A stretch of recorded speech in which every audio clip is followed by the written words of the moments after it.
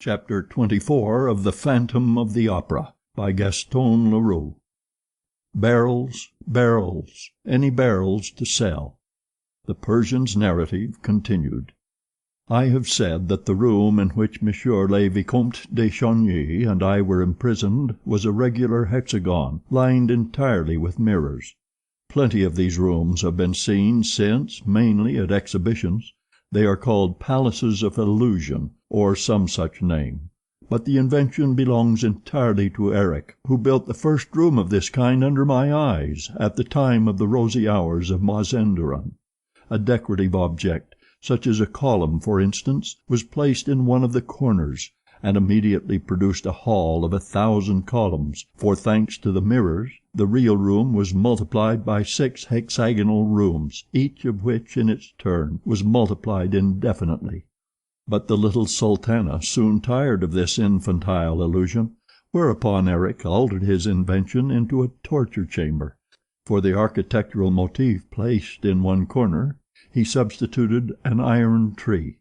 This tree, with its painted leaves, was absolutely true to life, and was made of iron so as to resist all the attacks of the patient who was locked into the torture chamber. We shall see how the scene thus obtained was twice altered instantaneously into 2 successive other scenes by means of the automatic rotation of the drums or rollers in the corners. These were divided into 3 sections, fitting into the angles of the mirrors, and each supporting a decorative scheme that came into sight as the roller revolved upon its axis. The walls of this strange room gave the patient nothing to lay hold of, because, apart from the solid decorative object, they were simply furnished with mirrors thick enough to withstand any onslaught of the victim, who was flung into the chamber empty-handed and barefoot. There was no furniture. The ceiling was capable of being lit up. An ingenious system of electric heating, which has since been imitated, allowed the temperature of the walls and room to be increased at will.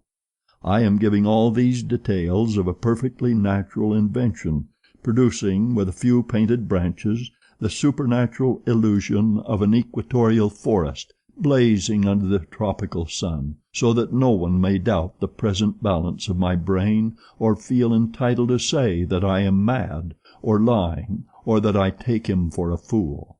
I now return to the facts where I left them. When the ceiling lit up and the forest became visible round us, the Viscount's stupefaction was immense. That impenetrable forest, with its innumerable trunks and branches, threw him into a terrible state of consternation. He passed his hands over his forehead, as though to drive away a dream. His eyes blinked, and for a moment he forgot to listen. I have already said that the sight of the forest did not surprise me at all, and therefore I listened for the 2 of us to what was happening next door. Lastly, my attention was especially attracted, not so much to the scene as to the mirrors that produced it. These mirrors were broken in parts. Yes, they were marked and scratched. They had been starred, in spite of their solidity, and thus proved to me that the torture chamber in which we now were had already served a purpose. Yes, some wretch, whose feet were not bare like those of the victims of the rosy hours of Mazenderan, had certainly fallen into this mortal illusion, and mad with rage had kicked against those mirrors, which nevertheless continued to reflect his agony. And the branch of the tree on which he had put an end to his own sufferings was arranged in such a way that before dying he had seen for his last consolation 1,000 men writhing in his company. Yes, Joseph Buquet had undoubtedly been through all this. Were we to die as he had done? I did not think so, for I knew that we had a few hours before us, and that I could employ them to better purpose than Joseph Buquet was able to do. After all, I was thoroughly acquainted with most of Eric's tricks, and now or never was the time to turn my knowledge to account. To begin with, I gave up every idea of returning to the passage that had brought us to that accursed chamber. I did not trouble about the possibility of working the inside stone that closed the passage, and this for the simple reason that to do so was out of the question. We had dropped from too great a height into the torture chamber. There was no furniture to help us reach that passage, not even the branch of the iron tree, not even each other's shoulders were of any avail.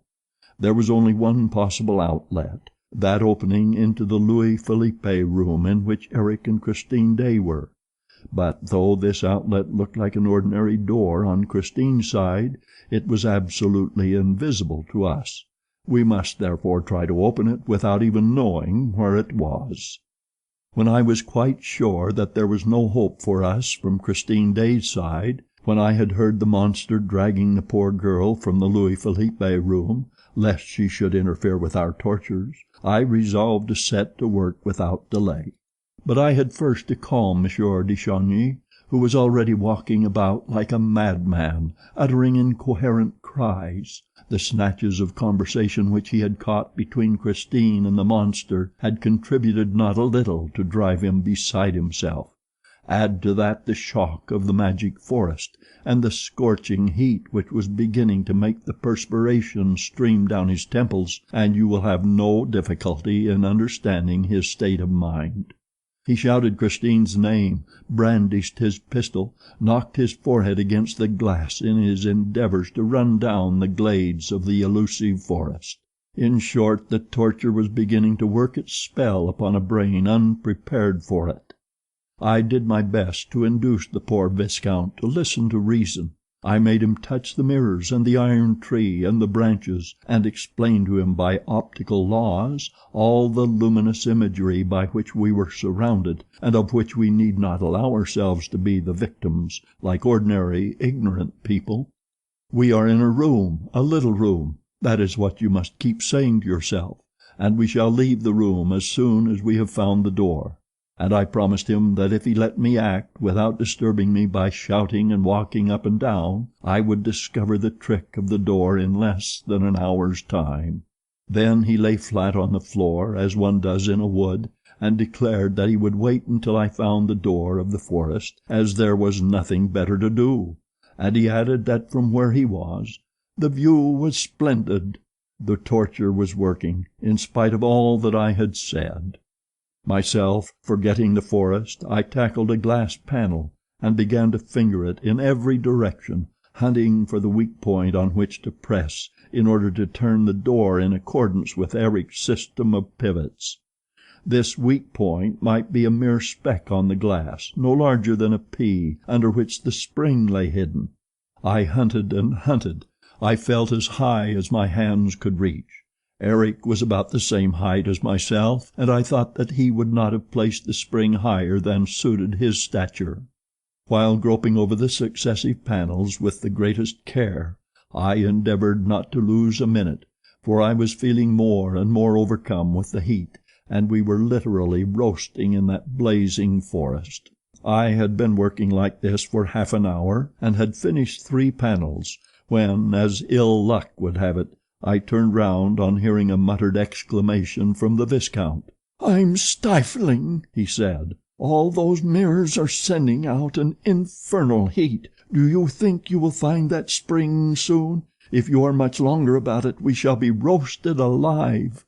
I was not sorry to hear him talk like this. He had not said a word of the forest, and I hoped that my companion's reason would hold out some time longer against the torture. But he added, "What consoles me is that the monster has given Christine until 11 tomorrow evening. If we can't get out of here and go to her assistance, at least we shall be dead before her. Then Eric's mass can serve for all of us." And he gulped down a breath of hot air that nearly made him faint.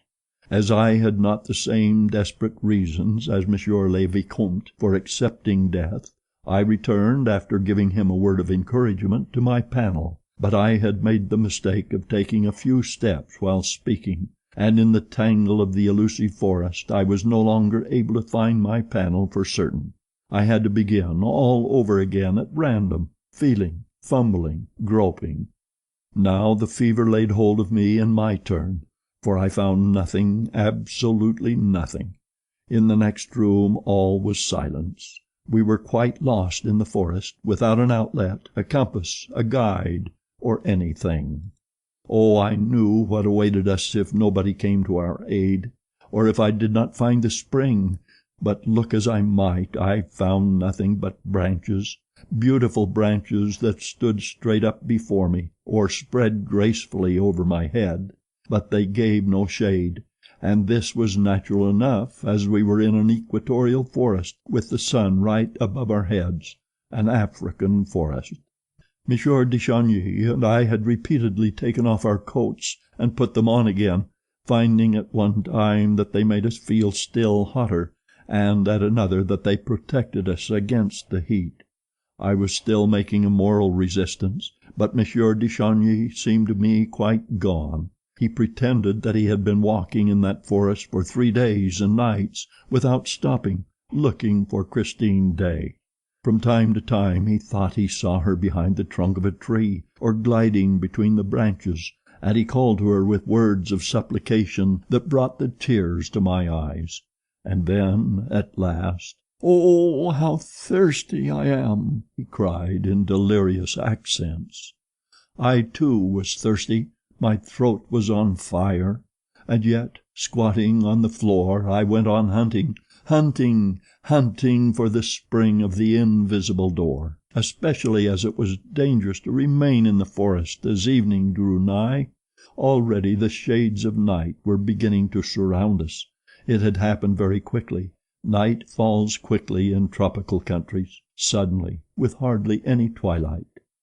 Now night in the forests of the equator is always dangerous, particularly when, like ourselves, one has not the materials for a fire to keep off the beasts of prey. I did indeed try for a moment to break off the branches which I would have lit with my dark lantern, but I knocked myself also against the mirrors and remembered in time that we had only images of branches to do with. The heat did not go with the daylight. On the contrary, it was now still hotter under the blue rays of the moon. I urged the Viscount to hold our weapons ready to fire and not to stray from camp, while I went on looking for my spring. Suddenly we heard a lion roaring a few yards away. "Oh," whispered the Viscount, "he is quite close. Don't you see him? There, through the trees, in that thicket. If he roars again I will fire." And the roaring began again, louder than before, and the Viscount fired, but I do not think that he hit the lion. Only he smashed a mirror, as I perceived the next morning at daybreak. We must have covered a good distance during the night, for we suddenly found ourselves on the edge of the desert, an immense desert of sand, stones, and rocks. It was really not worth while leaving the forest to come upon the desert. Tired out, I flung myself down beside the Viscount, for I had had enough of looking for springs which I could not find. I was quite surprised, and I said so to the Viscount, that we had encountered no other dangerous animals during the night. Usually, after the lion came, the leopard, and sometimes the buzz of the tsetse fly. These were easily obtained effects, and I explained to Monsieur de Chagny that Eric imitated the roar of a lion on a long tabor, or timbrel, with an ass's skin at one end. Over this skin he tied a string of catgut, which was fastened at the middle to another similar string passing through the whole length of the tabor. Eric had only to rub this string with a glove smeared with resin, and according to the manner in which he rubbed it, he imitated to perfection the voice of the lion or the leopard, or even the buzzing of the tsetse fly. The idea that Eric was probably in the room beside us, working his trick, made me suddenly resolve to enter into a parley with him, for we must obviously give up all thought of taking him by surprise, and by this time he must be quite aware who were the occupants of his torture chamber. I called him, "Eric! Eric!" I shouted as loudly as I could across the desert, but there was no answer to my voice. All around us lay the silence and the bare immensity of that stony desert. What was to become of us in the midst of that awful solitude? We were beginning literally to die of heat, hunger, and thirst, of thirst especially. At last I saw Monsieur de Chagny raise himself on his elbow and point to a spot on the horizon. He had discovered an oasis. Yes, far in the distance was an oasis with limpid water, which reflected the iron trees. Tush! It was the scene of the mirage. I recognized it at once. The worst of the three. No one had been able to fight against it. No one. I did my utmost to keep my head and not to hope for water, because I knew that if a man hoped for water, the water that reflected the iron tree, and if, after hoping for water, he struck against the mirror, then there was only one thing for him to do, to hang himself on the iron tree. So I cried to Monsieur de Chagny, "It's the mirage! It's the mirage! Don't believe in the water! It's another trick of the mirrors!" Then he flatly told me to shut up, with my tricks of the mirrors, my springs, my revolving doors, and my palaces of illusions. He angrily declared that I must be either blind or mad to imagine that all that water flowing over there among those splendid numberless trees was not real water, and the desert was real, and so was the forest, and it was no use trying to take him in.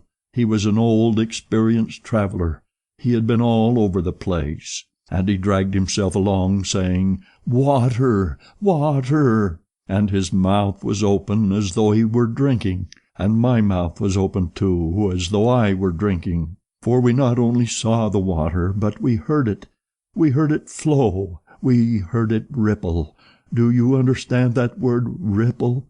It is a sound which you hear with your tongue. You put your tongue out of your mouth to listen to it better. Lastly, and this was the most pitiless torture of all, we heard the rain, and it was not raining. This was an infernal invention. Oh, I knew well enough how Eric obtained it. He filled with little stones a very long and narrow box, broken up inside with wooden and metal projections. The stones, in falling, struck against these projections, and rebounded from one to another, and the result was a series of pattering sounds that exactly imitated a rainstorm. Ah, you should have seen us putting out our tongues and dragging ourselves toward the rippling river bank. Our eyes and ears were full of water, but our tongues were hard and dry as horn. When we reached the mirror, Monsieur de Chagny licked it, and I also licked the glass. It was burning hot. Then we rolled on the floor with a hoarse cry of despair. Monsieur de Chagny put the one pistol that was still loaded to his temple, and I stared at the Punjab lasso at the foot of the iron tree. I knew why the iron tree had returned in this third change of scene. The iron tree was waiting for me. But as I stared at the Punjab lasso, I saw a thing that made me start so violently that Monsieur de Chagny delayed his attempt at suicide. I took his arm, and then I caught the pistol from him, and then I dragged myself on my knees toward what I had seen. I had discovered, near the Punjab lasso, in a groove in the floor, a black-headed nail of which I knew the use. At last I had discovered the spring. I felt the nail. I lifted a radiant face to Monsieur de Chagny. The black-headed nail yielded to my pressure. And then we saw not a door opened in the wall, but a cellar flap released in the floor. Cool air came up to us from the black hole below. We stooped over that square of darkness as though over a limpid well. With our chins in the cool shade we drank it in, and we bent lower and lower over the trap door. What could there be in that cellar which opened before us? Water? Water to drink? I thrust my arm into the darkness and came upon a stone and another stone. A staircase. A dark staircase leading into the cellar. The Viscount wanted to fling himself down the hole, but I, fearing a new trick of the monsters, stopped him, turned on my dark lantern, and went down first. The staircase was a winding one, and led down into pitchy darkness. But oh, how deliciously cool were the darkness and the stairs! The lake could not be far away. We soon reached the bottom. Our eyes were beginning to accustom themselves to the dark, to distinguish shapes around us, circular shapes, on which I turned the light of my lantern. Barrels! We were in Eric's cellar. It was here that he must keep his wine and perhaps his drinking water. I knew that Eric was a great lover of good wine. Ah, there was plenty to drink here. Monsieur de Chagny patted the round shapes and kept on saying, "Barrels! Barrels! What a lot of barrels!"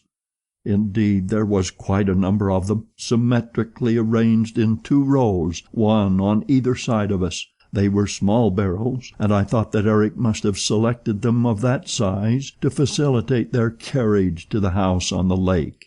We examined them successively to see if one of them had not a funnel, showing that it had been tapped at some time or another, but all the barrels were hermetically closed. Then, after half lifting one to make sure it was full, we went on our knees, and with the blade of a small knife which I carried, I prepared to stave in the bunghole. At that moment I seemed to hear, coming from very far, a sort of monotonous chant which I knew well from often hearing it in the streets of Paris.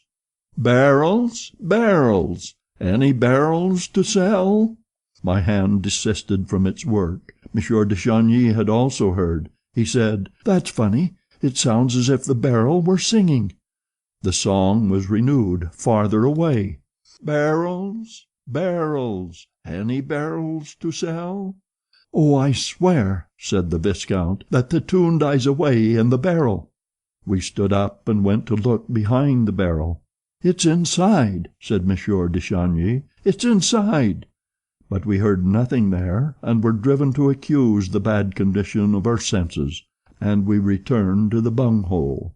Monsieur de Chagny put his 2 hands together underneath it, and with a last effort I burst the bung. "What's this?" cried the Viscount. "This isn't water."